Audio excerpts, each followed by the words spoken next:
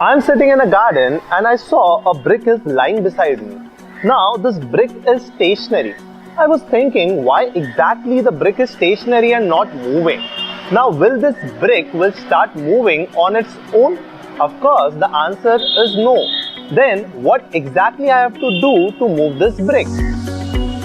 Or now if I'm going to start driving this car, will this car stop automatically?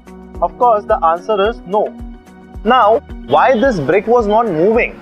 The brick was not moving because it was possessing inertia. Now what exactly is inertia? Inertia is an inherent property of a body by virtue of which it doesn't want to change its state of rest or state of motion. Like in car, it was not stopping until and unless we were applying brakes.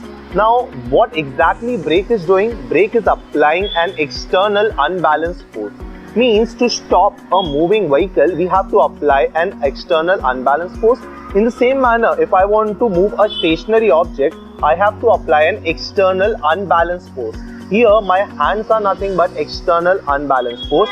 So this is nothing but Newton's first law of motion. That is, every inanimate object continues to be in state of rest or motion until and unless an external unbalanced force is acted upon it.